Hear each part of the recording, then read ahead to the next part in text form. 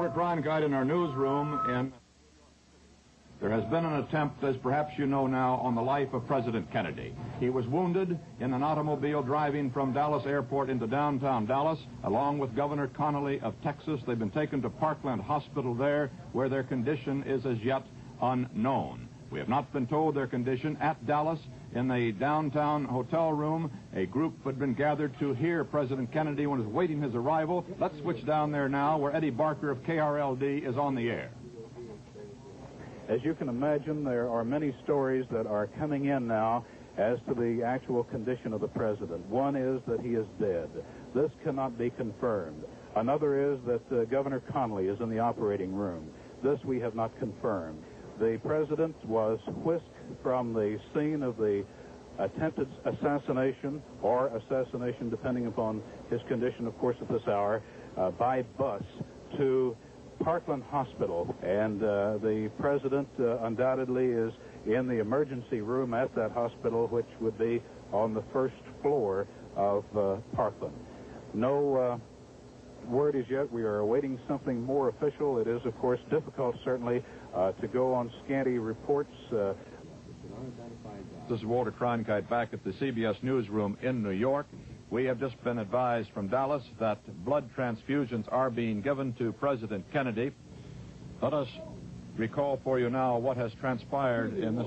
KRLD is reporting they've been told by somebody in the hospital the president is dead. Only a rumor, but they've been told that. KRLD is saying. Well, that's a repeat of something that you heard reported to you directly a moment ago from KRLD television in Dallas, and that is the rumor that has reached them at the hotel that the president is dead. Totally unconfirmed, apparently, as yet. However, let's go back to KRLD in Dallas. Operating room, we do not know what his condition is, but the report is that the president is dead. This is not confirmed. This is something that word just came to us a minute ago. The word we have is that President Kennedy is dead. This we do not know for a fact. The word we have is that he is dead, that he was shot by an assassin at the intersection of Elm and Houston Streets just as he was going into the underpass. The word we have is from a doctor on the staff of Parkland Hospital who says that it is true. He was in tears when he told me just a moment ago.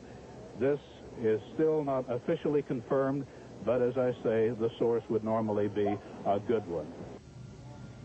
That was Eddie Barker at our affiliate KRLD in Dallas, Texas, speaking from the room where President Kennedy had been scheduled to make an address to 3 Dallas organizations, but an assassin's bullets cut him down on the way to that meeting from the airport. It was just an hour ago that the incident took place. We have just learned, however, that Father Huber, one of the 2 priests called into the room, has administered the last sacrament of the church to President Kennedy. Regarding the probable assassin, the sheriff's officers have taken a young man into custody at the scene, a man 25 years old. We just have a report from our correspondent Dan Rather in Dallas that he has confirmed that President Kennedy is dead. There is still no official confirmation of this, however. It's a report from our correspondent Dan Rather in Dallas, Texas. We're now going into that Dallas luncheon the president had planned to address. Let's go back. Prayers, we understand, are underway. That we may reveal that promise that shall be pleasing to thee. And that we shall... Vice President Lyndon Johnson has not been seen in the corridors of the Parkland Hospital. He was said to perhaps have been slightly wounded in the arm. Mrs. Lyndon Johnson says that the vice president, though, is fine.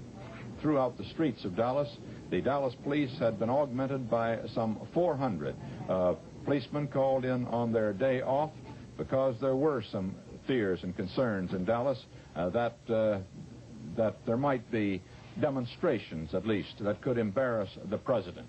Because it was only on October the 24th that our ambassador to the United Nations, Adlai Stevenson, was assaulted in Dallas, leaving a dinner meeting there. From Dallas, Texas, the flash, apparently official, President Kennedy died at 1 p.m. Central Standard Time, 2 o'clock Eastern Standard Time, some 38 minutes ago.